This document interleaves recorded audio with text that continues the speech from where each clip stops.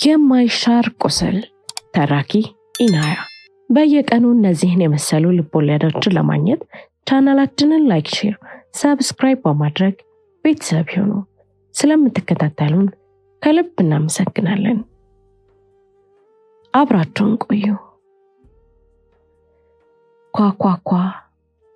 የግቢው በር ሲጮህ ደንግጦ ከእንቅልፉ ነቃ። በህልሙ የሰማው ጩኸት አለመሆኑ የገባው ወዲያው ድጋሚ ሲንኳኳ ነበር። ምን ጉድ ነው አለ። ካልጋ ላይ እግሩን አውርዶ በመስኮት ወደ ውጭ እየተመለከተ። የመስኮቱን መጋረጃ አሸንፎ የገባው ብርሃን ከነጋ ቆየት እንዳለ ያሳብቃል። መሬት ላይ የጣላቸውን ወረቀቶች እየረጋገጠ ልብስ ከደረበ በኋላ ከቤት ወጣ። ኳኳኳ። እየመጣው ነው አለ። የግቢው በር የሚገነጠል እየመሰለው እንደምንም እግሩን እየጎተተ የግቢውን በር ሲከፍተው የእንቅልፍ ርዝራዥ የከበዳቸው አይኖቹ ነቁ። ማክሪና አለ። ፊቱ ሆና ፈገግ ላለችው ሴት አብርሽ አለች። ማክሪና ቁጥብ ባለ ድምፅ ፊቱ ላይ የወረረው ፂሙ የሰጠውን ገጽታ በግርምት እየተመለከተች እንዴት ቤት ይመጣሽ አላት። በሩን ግማሽ በግማሽ ከፍቶ በእጁ እንደያዘው። በቅርብ ወደዚህ ሰፈር የገባች ጓደኛዬ ነበረች።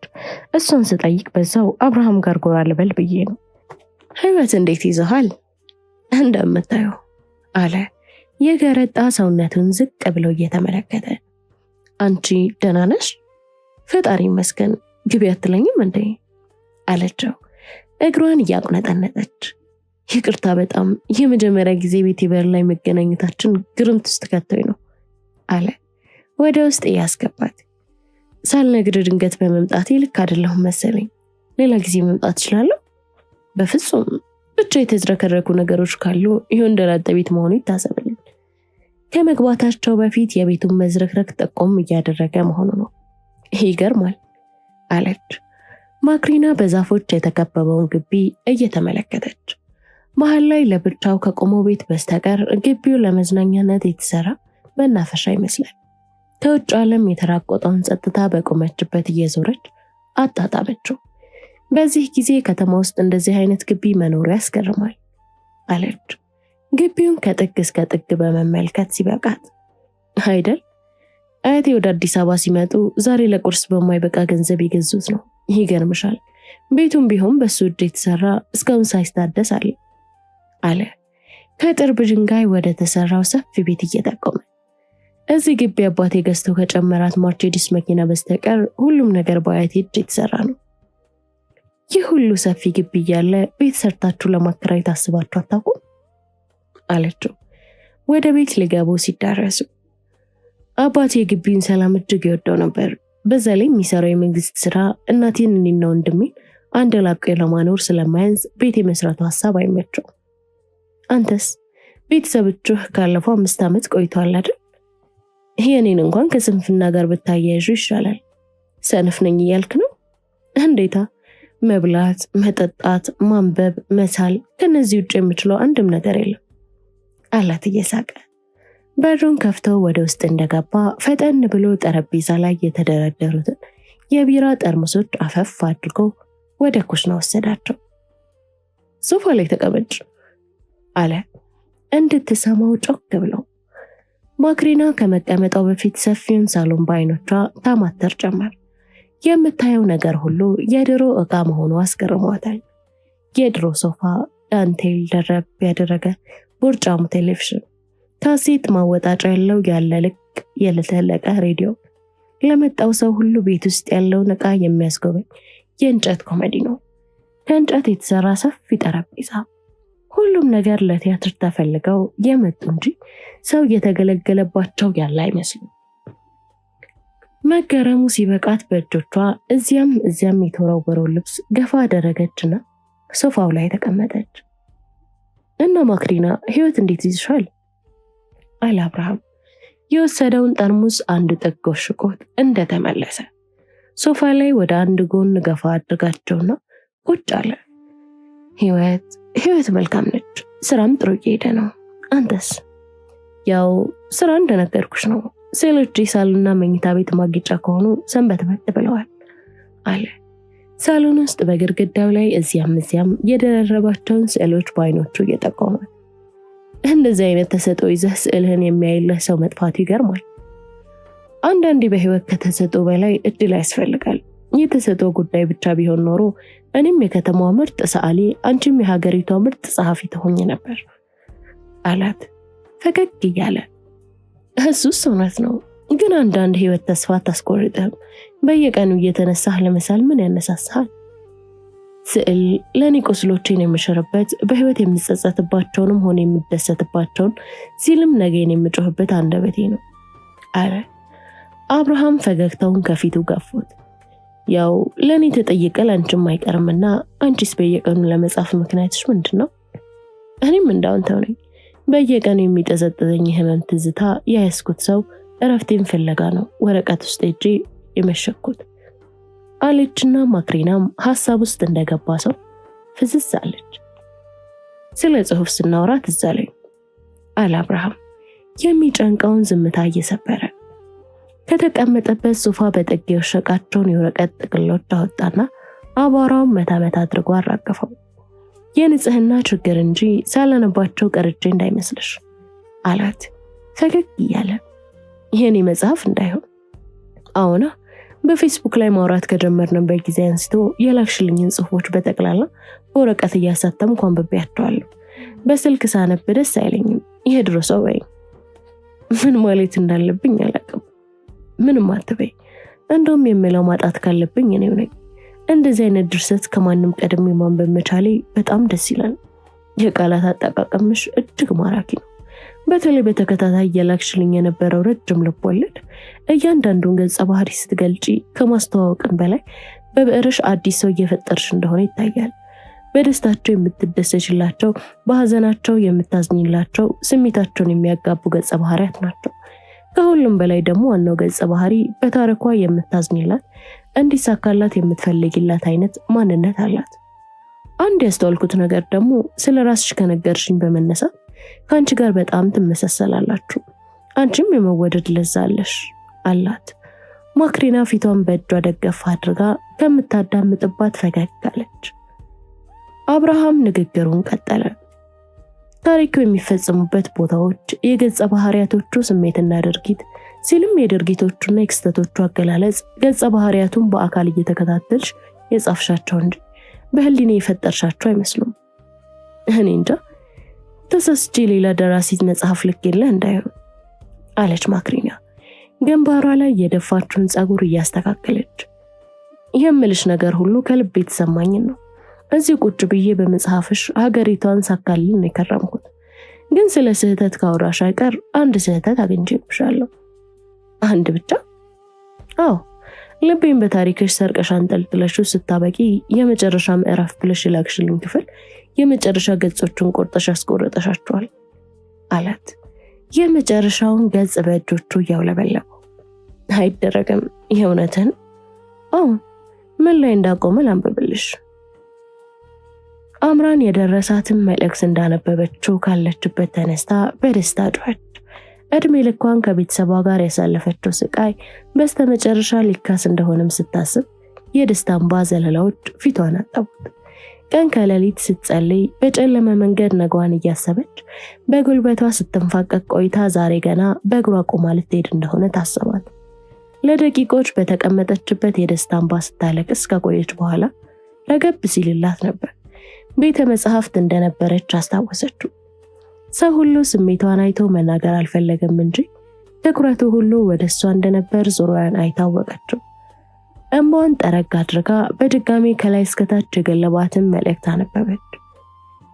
ውድ አምራን፣ ለስታንፎርድ ዩኒቨርሲቲ ያስገባሽው የነጻ ትምህርት ዕድል ተቀባይነት ስላገኘ በተጠቀሰው ቀን ትምህርትሽን መጀመር ትቻለሽ ብሎ የሚጀምረውን ጽሑፍ ደጋግማ ካነበበች በኋላ ከተቀመጠችበት በጥድፊያ ዕቃዎቹን ቦርሳ ውስጥ ከታ እየተጣደፈች ከቤተ መጽሐፍት ወጣች።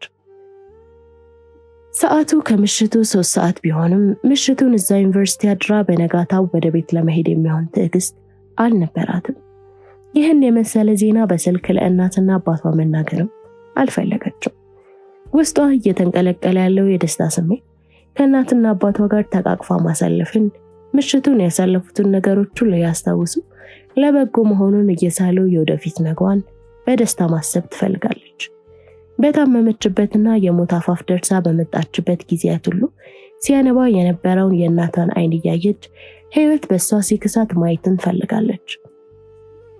ከሐኪም ቤት በእግሮቹ እየኳተነ ደከመኝ ሰለቸኝ ሳይል ወጣትነቱን የገበረላት የአባቷን ሰውነት እቅፍ አድርጋ ልታሳርፈው ፈልጋለች። የምትኖርበት ሰፈር በእግር ሲኬድ አድካሚ መሆኑን አላሳሰባትም። በሳቅ የታጀበውን ንፋሱ እየተሻማት በሩጫ ወደ ቤቷ አመራች። ብለሽ አቁምሹ አላት አብርሃም አንገቱን አቀርቅሮ ሲያነብ ከነበረበት። ያስቀየምኩሽ ነገር አለ ሲላት ማክሪና በተረበሸ አስተያየት ትመለከተው ጀመር። ምን አድርግሽ ነው ለቅናት እንደዚህ ልቤን አንጠልጥለሽ ተውሽኝ? በፌስቡክ የላኩልሽን መልእክት አልተመለከትሽው መሰለኝ። ቀሪውን ገጽ ሳትልኪልኝ ስለ ታሪኩ እያብሰለሰልኩ ስንት ቀኔ። ምን ነክቶኝ ነው? ቀሪ ወደ 10 የሚጠጉ ገጾች አሉት አለች ማክሪና አፏን በእጆቿ ሸፍና። 10 ገጾች የሚሆን ድንቅ ጽሑፍ ገና ይቀረኛል ማለት ነው። ደስ ይላል። አየኔ ነገር በባህዶ ሆድ ዝም ብያናዘዝኩሽ። ብዙ ሰው መጥቶ ስለማይጠይቀኝ ግብረ ገብ እንኳን ዘንግቻለሁ አለና አብርሃም ከተቀመጠበት ተነሳ። አይስፈልግም አብርሽ፣ አሁን ጓደኛዬ ቤት ቁርስ በላው። እህረቴ ምግብ ላቅርብ ማለቱ ረስቼ እንጂ የሚበላ ነገር አይጠፋም። የሆነ ነገር ላዘጋጅልሽ። አይስፈልግም፣ ባይሆን ትኩስ ነገር ካለ ደስ ይለኛል። መልካም፣ ሻይ ላፍልና እየጠጣን እንጨዋወታለን። መጣሁ አለና ወደ ጓዳ ገባ። አብርሃም ወደ ጓዳ እንደገባ ማክሪና ተነስታ ሳሎን ግድግዳው ላይ የተሰቀሉትን ስዕሎች ተለጠፈች።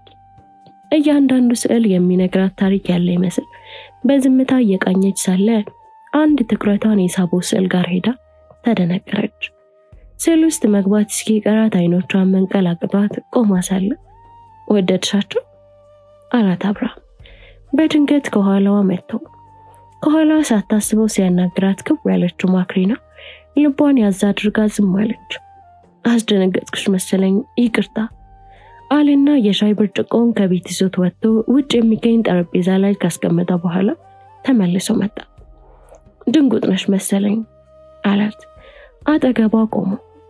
አሁን በህይወት የምታሳልፋቸው ነገሮች ድንጉጥ ያደርጓል። ስዕሉን ወደድሽው አላት። አሁንም እዛው ስዕል ጋር ቆማ ስለጠበቀችው። ስዕሉ በጥቁር ሰዎች የተከበበች ሴት ነበረች። አዎ፣ ትርጉሙ ምንድነው አለች ማክሪና።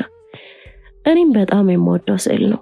መሃል ላይ ወደ ሰማይ እጆቿን የዘረጋችው ሴት በነጭ የቀባኋት የአፍላነቷን ንጹህነት ለማሳየት ነው። ያላትን ተስፋ፣ ያላትን ህልም በእጆቿ እንደያዘች ከህልሟ ለመድረስ ወደ ሰማይ እየተንጠራራች ነው። ከስር የምታያቸው ከአፈር ውስጥ ወጥተው እግሯን ይዘው ጭኗ ውስጥ ለመግባት የሚታገሉት ጥቁር እጆች በውበቷ የታሰሩ በስሜት የታጠሩ ወንዶች ናቸው። ከወገብ በታች አፈር ውስጥ መግባታቸው ሞታቸው ህይወት ሲሰኝነታቸው እንደሆነ ለማሳየት ነው። ትላልቅ አይኖቻቸው ከጭኗ ላይ ለመነሳታቸው ከአይኗ የሚፈሰውን እንባና ልትሄድ ያሰበችበትን ሰማይ እንዳያዩ በስሜት መታወራቸውን ሲገልጽ ልጅቷን እግሮቿን ይዘው ወደ አፈር ውስጥ ሊከቷት ይታገላሉ። ካየሽ እጆቹ ገላዋን የነኳት ቦታ ላይ ቆዳዋ እየጠቆረ መጥቷል። ንጹህነቷንም እያጠለሸው ያለ መርዝ ነው አለና አብርሃም እይታውን ወደ ማክሪና ሲያዞረው አንድ የእንባ ዘለላ ከጉንጮቿ ሲወረድ ተመለከተ። ሰላም ነሽ አላት ደንገጥ ብለው። ሰላም ነኝ። ስዕሉ የሚገልጸው ታሪክ አስገርሞኝ ነው። ከጀርባስ ያሉት እጃቸውን አይናቸው ላይ ጫኑት ሰዎች አለች ማክሪና እንባዋን ዞር ብላ ጠርጋው ስትመለስ። እነሱም በጥቁር የተቀቡ ናቸው። እጃቸውን አይናቸው ላይ መጫናቸው ግፍ ሲፈጸም እያዩ እንዳላዩ ሆኖ የሚያልፉ ሰዎችን ይገልጻሉ። አለና አብርሃም የቆሙት ሰዎችን አትኩሮ ይመለከት ጀመር። ስሜታዊ ሆኜ አንተንም ረበሽኩ መሰለኝ አለች ማክሪና። በፍጹም፣ እኔም ይህን ስዕል ስስለው በየቀኑ ቁስሌን እየነካካ እንዲያሳመመኝ ብዬ ነው አለ አብርሃም። ቁስሌ? ያው ሴቶች ላይ የሚደርሰውን ጥቃት አስተቃቂነት ሀገር ያውቀውም አይደል? ይልቁንስ ሻይ እንዳይቀዘቅዝ ውጭ አቅርቤዋለሁ። ንፋስ እየወሰድን እናውራ በለዋት ተያይዘው ከቤት ወጡ። ማክሪና እንደተቀመጠች በጉንጮቿ ላይ ሽው ያለው አየር እንዳየች ሸክም ይዞላት እየሄደ ቅልል አላት። በረጅም አይኗን ጨፍና ስትተነፍስ አብርሃም በተመስጦ እየተመለከታት ነበር። አይኗን ስትገልጽ አይን ለአይን ተገጣጠሙና ሁለቱም ፈገግ አሉ። ደስ ይላል አይደል? አለ አብርሃም በማክሪና አይን ውስጥ ልጅ ሆኖ የወረቀበትን ግቢ እንደ አዲስ እየተመለከተው። ደስ ይላል የሚገልጸው አይመስለኝም። አባትህ ለምን ምንም ነገር መስራት እንዳልፈለገ ተረድቻለሁ አለች ማክሪና ሰፊውን ግቢ በአይኖቿ እያማተረች። መዳፈር አይሆንብኝና ስዕሎችህ እየተሸጡ እንዳልሆነ ነግረኸኛል። ታዲያ የገቢ መተዳደሪያ ምንድን ነው? ወንድ ልጅ እንዴት ስለ ገቢው ይጠይቃል? አለ አብርሃም ኮስተር ብለው። ይቅርታ በጣም እኔ እኮ ስቀልድሽ ነው። በንግድ ስራ የተሰማራ ታናሽ ወንድም አለኝ። እየመጣ ባይጠይቀኝም በየወሩ ለዚህ ሆድ የሚሆነኝ ገንዘብ ይልክልኛል አለ አብርሃም የፈላውን ውሃ ወደ ሲኒ እየቀዳ። መልካም ወንድም አለ። እንደዛ ነገር ምነው ከወንድምህ ጋር ጥሩ ግንኙነት የላችሁም እንዴ? ይህን ያህል ጊዜ ስናወራ አንድም ቀን ስለሱ አንስተህ አውርተኸኝ አታውቅም። ወንድም እንዳለህ ራሱ የሰማሁት አሁን ገና ነው። ከወንድሜ ጋር በብዙ ነገሮች አንስማማም። ብዙ ችግሮች ውስጥ አስገብቶኛል። ከሰውም ከህሊናዬም አጣልቶኝ ያውቃል። ግን ምን ታደርጊዋለሽ? እንደምን እንደ ውሃ አውጥተሽ አትደፊው አለ አብርሃም ሰማዩን እየተመለከተ። ከትንሽ ዝምታ በኋላ ውይ ያፈላሁትን ሻይ ሳልቀዳ በሐሳብ ሰመጥኩ አልና ያፈላውን ሻይ ሲኒውን ሞላው። ተጫወች እንጂ አላት አብርሃም ሻዩን ቀድቶት እንደጨረሰ። እሺ ከቤተሰቦችሽ ጋር አውርተሽ ታውቂያለሽ? ለምን እንደሆነ ባላቅም ከተያያችሁ እንደቆያችሁ ነግረሽኛል። አዎ ከተያየን ትንሽ ቆየን። ከዛሬ ነገ ሄዳለሁ እያልኩ ተስፋ ያስቀረኛል። ተስፋ? ቤተሰቦችሽን ከማየት የሚያስቀርሽ ምን ተስፋ ነው? ይሄ መኖር ተስፋ። ከዛሬ ነገ ያልፍልኛል በማለት ቤተሰቦችን ካየኋቸው ይኸው ስንት ዓመት ሞላኝ አለች ማክሪና አንገቷን ደፍታ። አይዞን እኔም ወንድሜን ካየሁትም ሆነ ካወራሁት ስንት ጊዜ ሞላኝ። ከቤተሰብ ጋር ስትራራቂ ይሆናል፣ ግን ተቆራርተሽ አትቀሪም። አንድ ቀን እንደምታገኛቸው እርግጠኛ ነኝ። እውነትህን ነው? አንድ ቀን እንደማገኛቸው እርግጠኛ ነኝ አለች ማክሪና ኬሳ ውስጥ በእጇ ያዘችውን አንዳች ነገር እያክተለተለች። በሞትኩት አለች በመሃል ገና ጀመር ያደረገችውን ሻይ ያስቀመጠችው። ምን ነው? የመጽሐፌን የወረቀት ህትመት ቦርሴ ውስጥ ሳልይዘው አልቀርም። የመጨረሻ ገጾቹ ከዛ ላይ አንስተ ማንበብ ትችላለህ ብላ ጠገቧን ዞር ብላ ስትመለከት ቦርሳዋን አጣቸው። ሳለን ሶፋ ላይ እንዳስቀመጠችው ትዝ ሲላት ልታመጣ ስትነሳ አብርሃም ቀድሟት ብድግ አለ። ሶፋ ላይ አስቀምጠሽዋል አይደል? ቆይ ይዤልሽ ልምጣ ብለው ወደ ሳሎኑ አመራ። ጠረጴዛ ፊት ለፊት የተቀመጠውን ቦርሳዋን ይዞላት ተመለሰ። ይኸው አለ ቦርሳዋን እያቀበላት። ማክሪና ቦርሳዋን ከከፈተች በኋላ በአንድ የተጠረዙ ወረቀቶች አወጣችና እንደያዝኩት አውቄ ነበር አለች። በየሄድሽበት ጽሑፍሽን ይዘሽው ትንቀሳቀሻለሽ አላት አብርሃም። ያን ሁሉ ወረቀቶች በቦርሳ ይዛ መንቀሳቀስ አስገረሞት። ይሄ እድል ነገር አይታወቅም።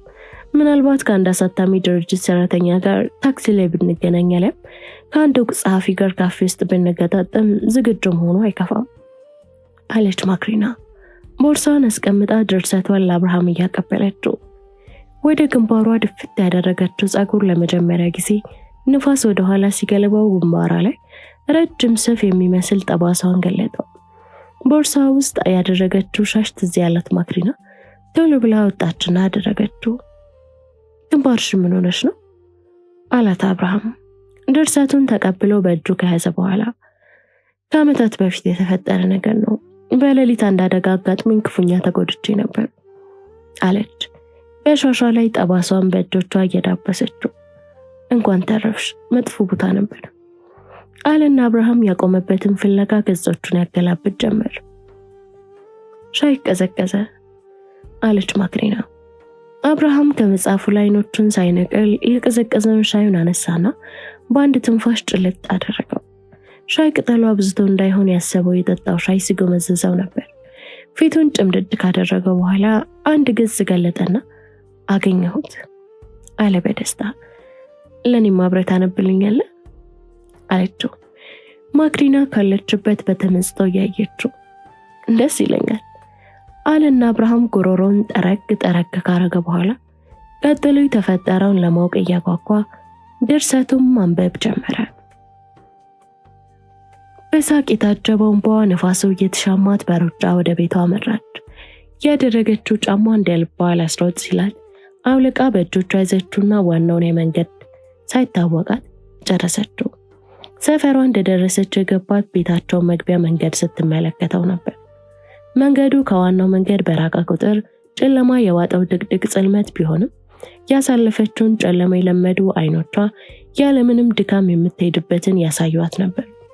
የኮርነሮቹ መንገድ ድንጋይ እዚህም እዛም ቢያደናቅፋትም ስንቱን እንቅፋት የተሻገሩ እግሮቿ በዛ መንገድ ላይ እያፍተለተሉ መውሰድ አልከበዳቸውም። በቀረበች ቁጥር የቀራት መንገድ እየረዘመ ያለ መሰላት። በስተመጨረሻ ቤታቸውን ፊት ለፊት የሚያሳይ መታጠፊያ ጋር ልትደርስ ስትል አንድ ድምፅ ከኋላ ሰማች። ቆንጂት፣ በዚህ ምሽት ወዴት ነው? አለ።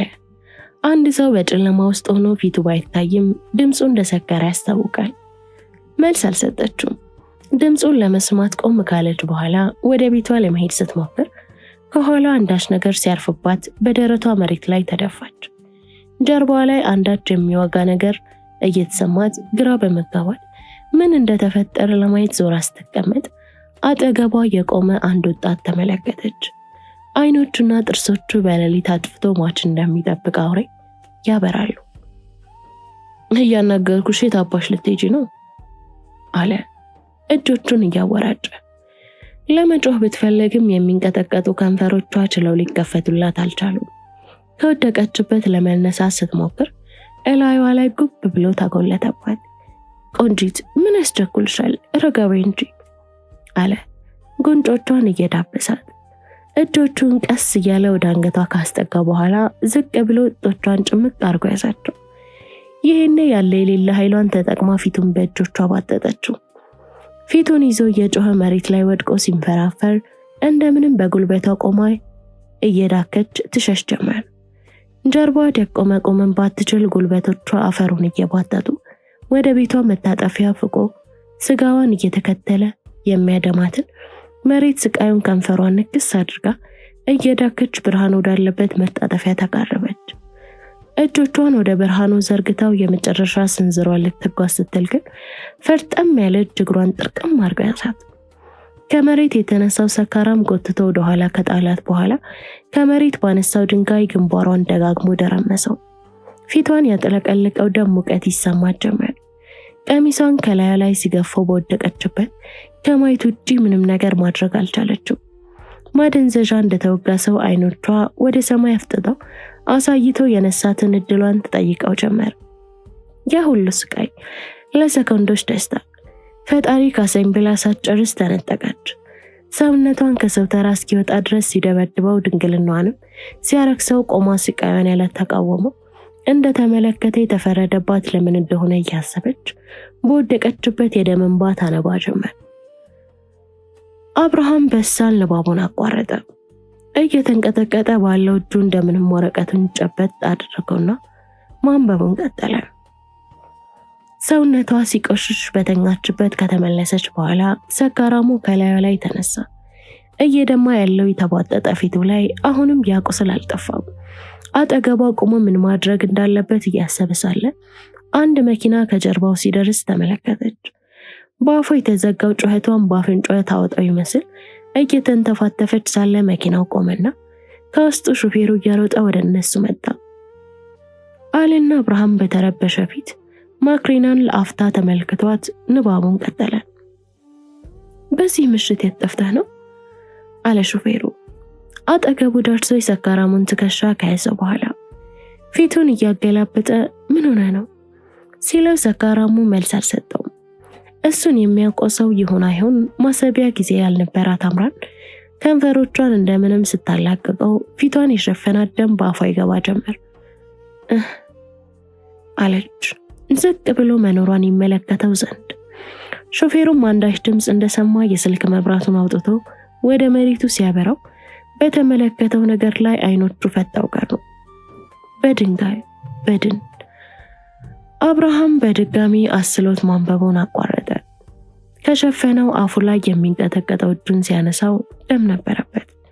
ውስጡ ልክ እንዳልሆነ አውቆታል። ቢሆንም ፍርሃቱን ወደ ጎን ትቶ ንባቡን ቀጠለ። በድንጋጤ አይኖቹ ውስጥ ቀጥቅ በልቅጧቸው የቆመው ሹፌሩ ከልጅቷ ጋር አይን ለአይን ተፋጠጡ። አምራን ቃል አውጥታ ባትጮህም በአይኖቿ እየለመነችው እንደሆነ አውቆታል።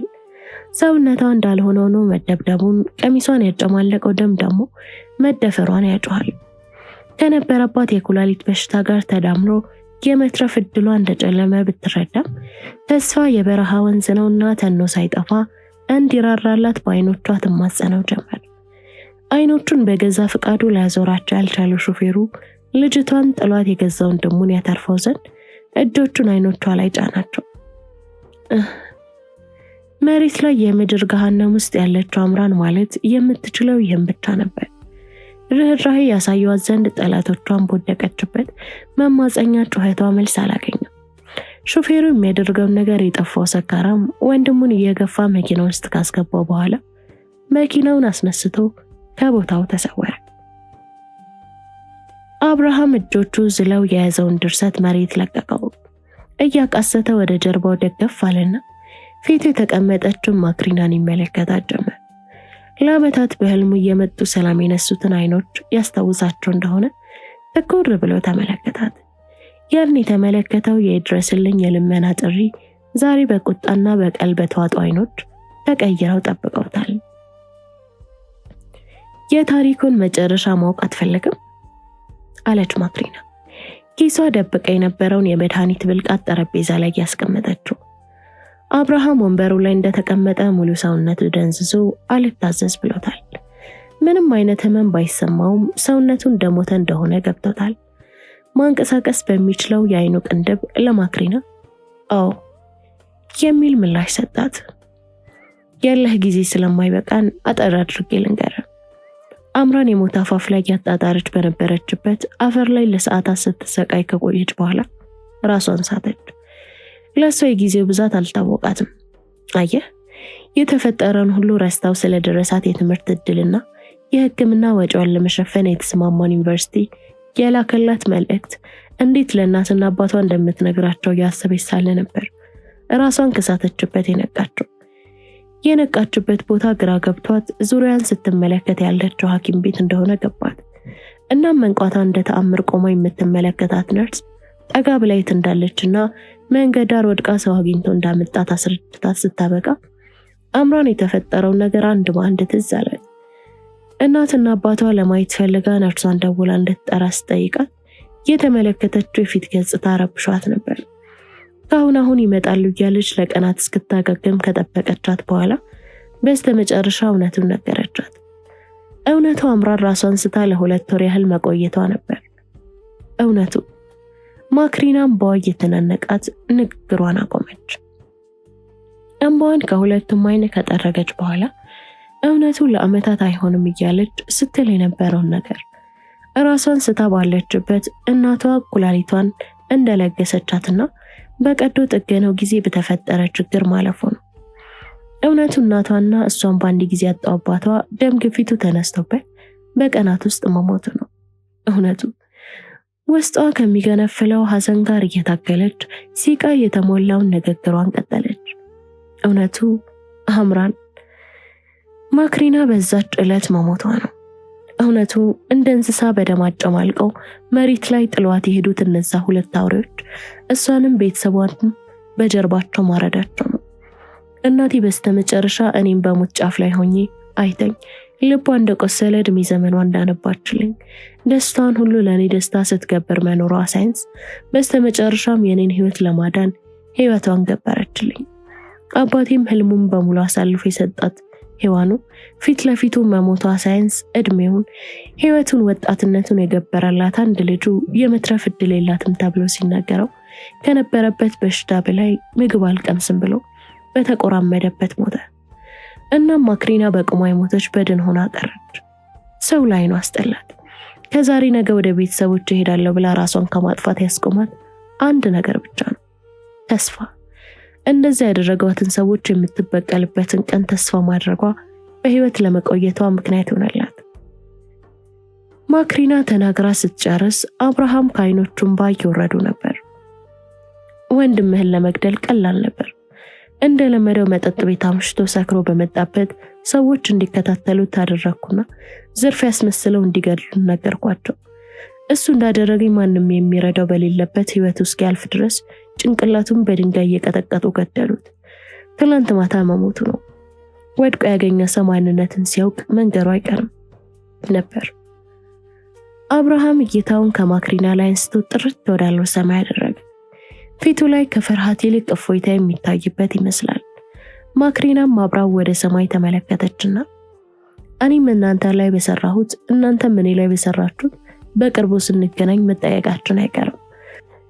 በስተመጨረሻም ዛሬ እናትና አባቴን አይቼዋለሁ ብላ እይታዋን ስትመልስ አብርሃም በተቀመጠበት ደርቆ ነበር። ከተቀመጠችበት በቀስታ ተነሳችና አይኑን ከደነችለት በኋላ ራሷ ላይ ያሰረችውን ሻሽ ፊቱን ሸፍናለች። ግቢውን ለቃ ሄደች። ተፈጸመ። ቻናላችንን ላይክ፣ ሼር፣ ሰብስክራይብ በማድረግ ለወዳጅ ዘመድ ያጋሩ።